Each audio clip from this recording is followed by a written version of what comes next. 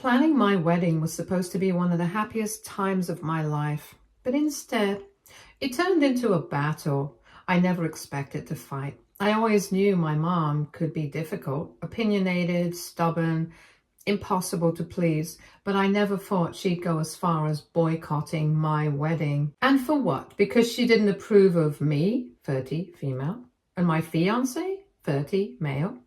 I still remember the conversation like it had been burned into my brain. It was a Sunday afternoon and I had called her, excited to talk about finalizing the guest list.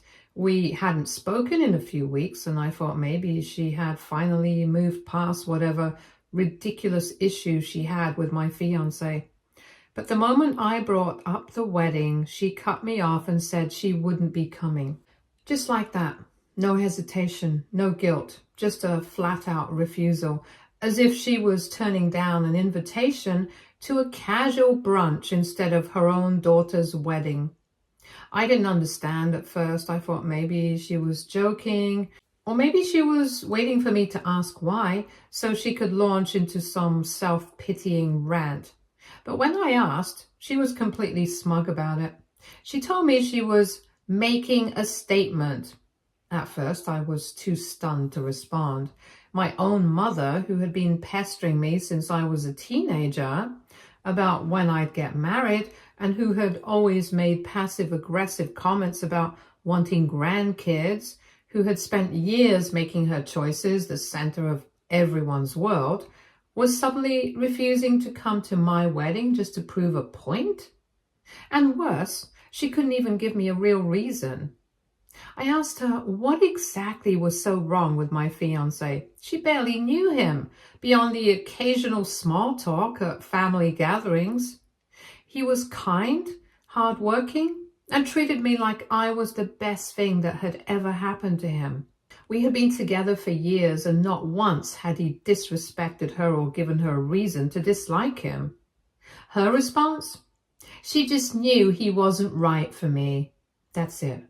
No examples, no incidents, no valid concerns, just her gut feeling. I almost laughed in disbelief. It was such a ridiculous excuse. And yet she sat there completely confident in her reasoning, acting like she was doing something noble by punishing me for a decision that had nothing to do with her.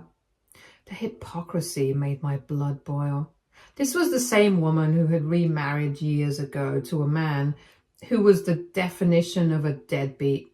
Her second husband, her perfect choice, was a lazy, good-for-nothing leech who had drained her financially and emotionally. He never worked, never contributed, never lifted a damn finger for her. But she had demanded that I respect him. I still remember how she used to tell me to give him a chance when I dared to point out that she was the one paying for everything while he sat around and did nothing. I was supposed to accept her choices without question, supposed to pretend that she hadn't completely upended my life to accommodate some useless man. But now, when it was my turn to choose someone, suddenly her approval was a requirement. I reminded her of that. I told her how she had expected me to respect her decisions, how she had insisted that love was about compromise and understanding, yet she wasn't willing to extend that same courtesy to me. She didn't even blink. Instead, she scoffed and said that as a mother, she had to make a stand when she saw her child making a mistake. A mistake. I had never felt more done with her than in that moment. I had spent my entire life trying to be the daughter she wanted, trying to make her happy, trying to win her approval, but it was never enough. So for the first time, I made a decision for myself. I told her calmly but firmly that I wasn't going to beg. If she didn't want to come, she could stay away. She scoffed again, acting like I was bluffing, like I'd come crawling back and beg her to change her mind. I could practically hear the satisfaction in her voice, like she thought she had won. But this wasn't a game. This was my wedding, my life, my choice. And I was done trying to prove myself to someone who never wanted to see me happy in the first place. Update 1. The morning of my wedding was a whirlwind of emotions, excitement, nerves, joy, everything I had imagined I'd feel.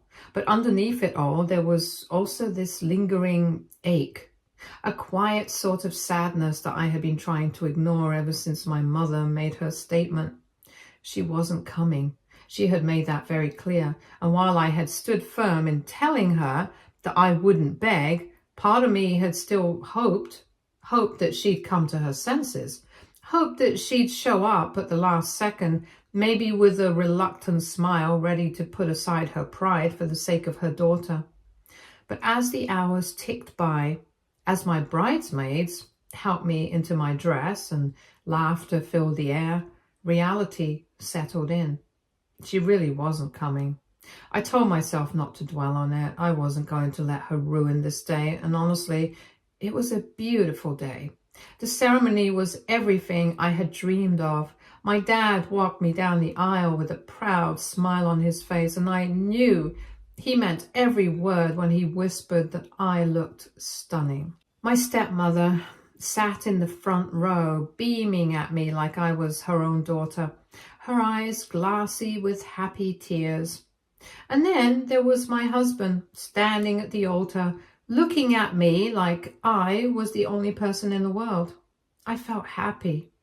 The vows, the kiss, the applause, everything blurred together into one overwhelming wave of love and happiness. My mother's absence didn't matter in that moment. I was surrounded by people who chose to be there, who wanted to celebrate with me, and that meant more than anything. But it was during the reception that something happened that I never saw coming. After dinner, when the speeches began, my husband took the microphone. He was never one for long-winded speeches, so I expected something sweet and simple. But what he said left me speechless. He started by thanking everyone for coming, for supporting us, for making the day so special. Then he turned to me, his expression soft but full of certainty, and talked about how much he loved me, how he had spent the last few years trying to show me how much I meant to him, and how he planned to spend the rest of our lives proving it over and over again. Then he said there was one more thing he wanted to do, a gift he had planned. That was when it hit me. I knew what he was talking about. Months ago, before everything with my mother had blown up, he had told me about it. He had been so excited about the idea. He wanted to surprise her with something special, something that showed how much he appreciated her for raising me. It was a car. Not just any car, but her dream car. She had always talked about it, always pointed it out whenever we passed one on the road. My husband had remembered, and he had saved up to get it for her as a token of love. But she wasn't here. My heart clenched as I realized what this meant. He had bought that car for someone who chose not to show up. There was a moment of silence before he spoke again, his voice steady. Since the person he originally planned to give it to wasn't here, he had decided to give it to someone else instead. Of course, he didn't say that part out loud. He turned towards my stepmother. The entire room seemed to freeze, and my stepmother's eyes widened, her mouth falling open in pure shock. She looked around as if trying to confirm that he was talking about her. He was. He told her that she had been nothing but kind and supportive, that she had been there for me in ways that some people should have been, but weren't. That family wasn't just about blood, it was about love and actions. And because of that, he wanted her to have the gift because she truly deserved it. The room erupted in applause, and my dad looked stunned, but even he couldn't deny the warmth in his eyes as he turned to his wife. My stepmother, she was openly crying, shaking her head in disbelief, her hands covering her mouth. I didn't know what to feel. It was so much all at once. Gratitude, shock, a bittersweet sort of satisfaction. I knew that if my mother had been there, she would have hated every second of this, because my stepmother receiving recognition wasn't something she would have been able to digest. She would have seen the car as proof of her importance, a validation of her status as my mother, but she had thrown it away. And now someone else, someone deserving, was getting it instead. For the first time since she told me she wasn't coming, I felt something other than disappointment. I felt vindicated. But even after my husband handed over the keys, my stepmother still sat frozen in shock, her hands clutching her chest like she was trying to make sure her heart was still beating. She looked around the room as if waiting for someone to tell her this was a joke. The applause hadn't died down yet, and my dad was staring at her like he, too, couldn't quite believe what had just happened. I reached over and squeezed her hand. That seemed to snap her out of her daze. She blinked rapidly, shaking her head as if to clear her thoughts before turning towards my husband. She stammered that she couldn't possibly accept it, that this was too much, that he hadn't needed to do something like this. My husband simply smiled, his tone firm but warm. He told her that she absolutely could accept it because it was a gift for someone who had been nothing but kind and who had shown up for me, not just at my wedding, but in my life. My stepmother wiped at her eyes, looking overwhelmed.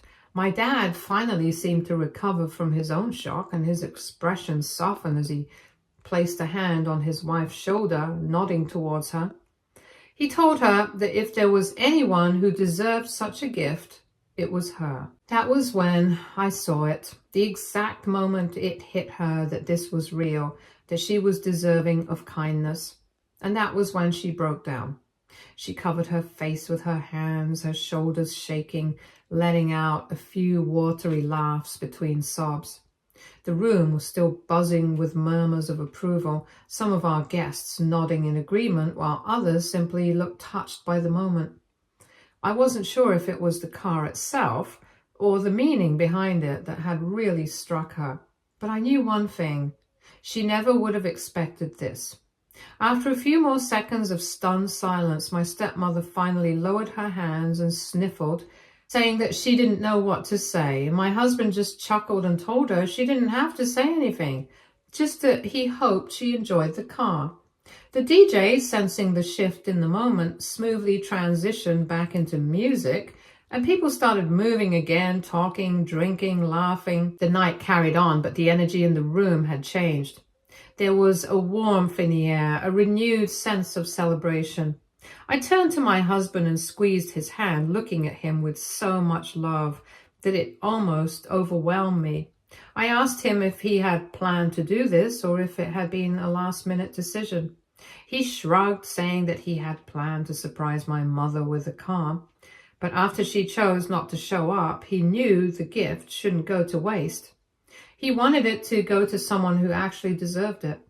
And that was why he gave it to my stepmother.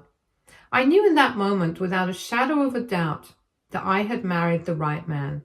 The rest of the night was a blur of dancing and laughter. I soaked up every moment, letting the happiness of the evening drown out any lingering bitterness. But the story doesn't end here, because while my wedding night was filled with celebration, something else was happening miles away, something I wouldn't find out about until the next morning. My mother had finally seen the wedding pictures. I'll tell you all about it in the next update. Update 2. 4 days later.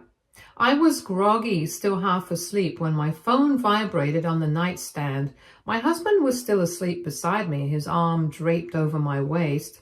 I considered ignoring the call, but when I saw my mother's name flashing across the screen, I knew I couldn't.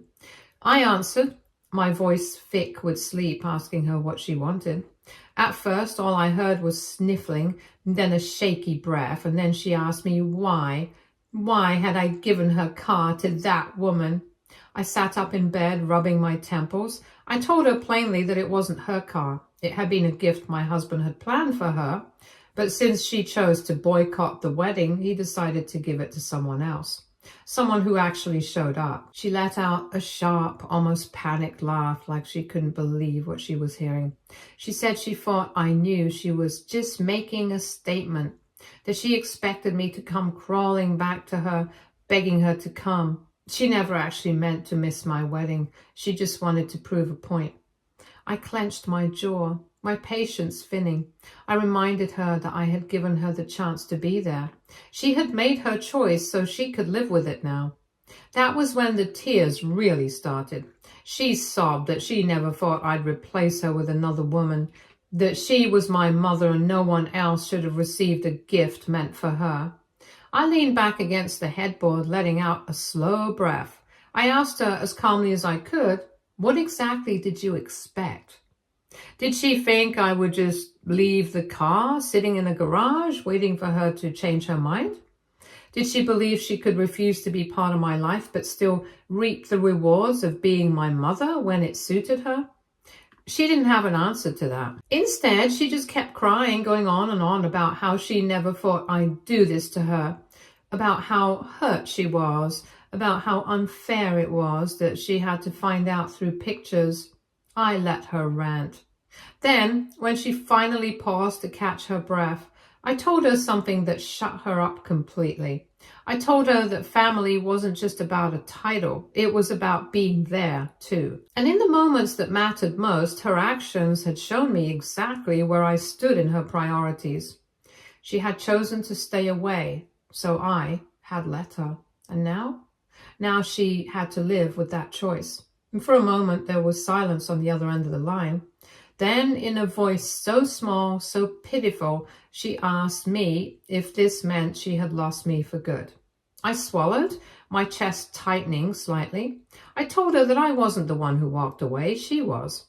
And I wasn't going to waste my life chasing someone who didn't want to be there for me when it mattered. I hung up before she could say anything else. Then I set my phone down, turned over and snuggled back into my husband's warmth, letting the steady rhythm of his breathing lull me back to sleep. For the first time in a long, long time, I felt completely at peace. Update 3. She had really thought she could make a statement and refuse to support me and still expect to hold a place of importance in my life. It wasn't until my husband stirred beside me that I finally let it go. It was early in the morning. He murmured sleepily, pulling me closer, asking if I was okay. I told him I was, and I actually meant it. But my mother wasn't done. By the time we got home from our honeymoon, the fallout had fully erupted. My mother had taken her sob story and run with it, calling every relative she could, trying to paint me as an ungrateful daughter who had humiliated her. The car was suddenly the centerpiece of her tragedy, a symbol of her supposed mistreatment. The messages started rolling in before I even had a chance to unpack.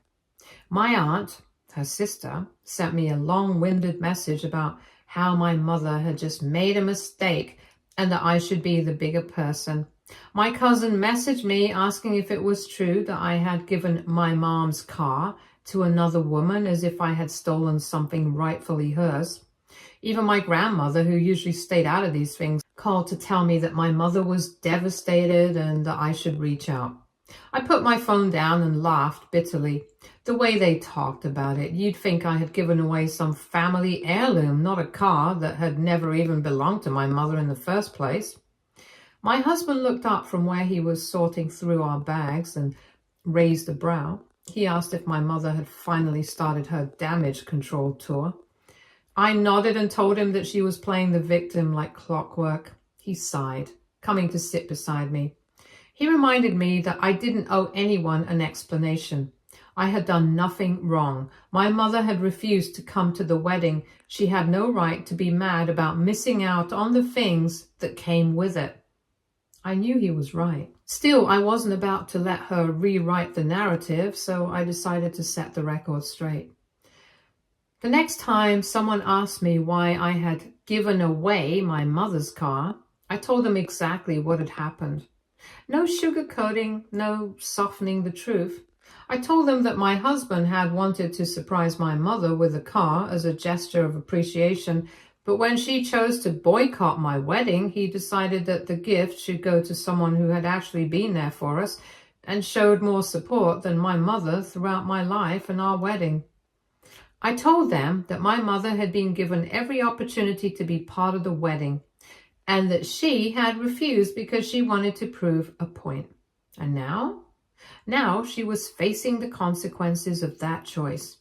Some people got it right away. They heard the full story and backed off, realizing my mother had played herself. Others, not so much. One of my aunts actually had the audacity to tell me that I should have saved the car for my mother anyway, just in case she changed her mind. I asked her if she thought my mother had saved a seat for me at her table when she decided to make a statement by boycotting my wedding. That shut her up. It didn't take long for word to get back to my mother that I wasn't letting her spin her own version of events. And that's when the angry text started. Typical. She accused me of humiliating her, of airing family business in front of everyone. She demanded to know why I was turning people against her when all she wanted was for me to see reason about my husband. I didn't even bother engaging. I sent her one final message before blocking her number. You made a statement. I just made sure everyone understood exactly what you were trying to say. And that was it. Update 4. At first, I expected her to show up at my house, banging on my door, demanding an apology, but she didn't. Instead, she went quiet. Days passed and then weeks. Phone calls stopped. The text stopped. Even the flying monkeys she had sent after me gradually started to disappear. For the first time in my life, it felt like my mother had truly backed off. It should have been a relief. In some ways it was. But a part of me also knew what was coming next. She wasn't done. She was just regrouping. It happened one evening when I was making dinner. I heard my husband's phone ring in the other room, followed by his voice, calm but firm, as he spoke to someone. A few minutes later, he came into the kitchen, his expression unreadable. I asked him what was wrong. He sighed, rubbing the back of his neck before telling me that my mother had called him. Took her long enough. He told me she had tried a different approach this time. No anger, no demands. Just soft, regretful words. She had told him she missed me, that she had made a mistake, that she didn't want to lose her daughter over a misunderstanding. I snorted. Misunderstanding? My husband told me he hadn't said much, just listened, but he had made one thing clear. If she wanted to mend things, it had to start with a genuine apology. No blaming me, no excuses, no rewriting history, just owning what she did. And from the silence that followed, it was clear that she hadn't been expecting that. I thought about it for a long time that night. Would my mother ever actually apologize? Could she? She had spent so long convincing herself that she was always right, that everyone else was just overreacting, that her actions had no consequences. Could she really swallow her pride enough to say the words "I was wrong"? I wasn't sure, but I did know one thing. I wasn't waiting around for her to figure it out. I had a new family now, a husband who loved me, a stepmother who had shown up for me when my own mother hadn't, a father who, despite everything, had always wanted to be there. I had people who didn't need to be begged to care. So if my mother wanted to be part of my life again, she had to do it on my terms. And if she couldn't, then she would stay exactly where she had chosen to be, on the outside looking in. Update 5. Weeks passed and my mother didn't call again. I half expected another round of drama, maybe a new wave of relatives trying to guilt trip me, or some dramatic message from her demanding to be let back into my life. But the silence stretched on, heavier than I anticipated. It should have felt like a victory. I had finally set boundaries. I had refused to let her manipulate me, but there was still this lingering sense of disbelief. Could she really just give up? My husband noticed my restlessness one evening as we were sitting on the couch. He asked me what was on my mind, and I admitted that I was waiting for the other shoe to drop. He sighed, pulling me closer, and told me something that stuck with me. Some people would rather sit in their bitterness than admit they were wrong. And deep down, I knew he was right. Update 6. A few months later, I got my answer. It happened when my dad and stepmother invited us over for dinner. The moment we walked in, I could tell something was up. My dad looked hesitant, like he had something to say but wasn't sure how to bring it up. My stepmother, usually warm and chatty, seemed unusually quiet. I braced myself, already knowing it had to be about my mother, and I was right. Dad cleared his throat and said he had run into my mother at the mall. He said she looked different, worn out, like someone carrying the weight of a bad decision they couldn't undo. Apparently, she had actually approached him. She hadn't tried to be snide or cruel, just sad. She asked about me. Dad, being the man he was, kept things short. He told her I was doing well, happy, thriving, even. That was when she finally broke down, right there in the middle of the mall. She told him she regretted everything, that she never thought I'd actually go through with cutting her out, that she missed me. She even admitted that she should have come to the wedding. My dad told her that it wasn't too late to fix things, but only if she was willing to take real accountability. And just like with my husband, she didn't respond. She just stood there, silent. Then, after a moment, she muttered something under her breath and walked away. I sat there, processing everything. It wasn't a surprise that she regretted her choices. That much was obvious. But the fact that she still couldn't bring herself to reach out properly, that was telling.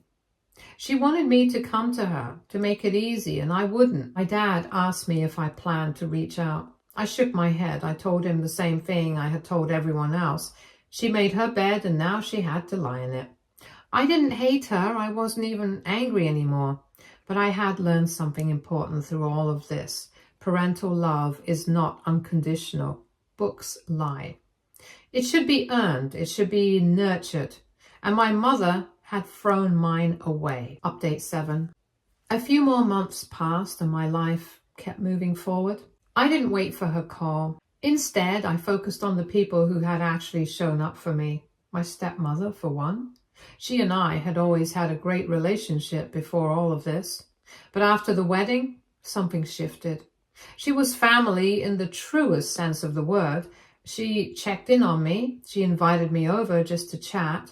She even helped me plan a surprise for my husband's birthday, going all out to make sure he felt celebrated. One day, she pulled me aside and told me something that nearly brought me to tears.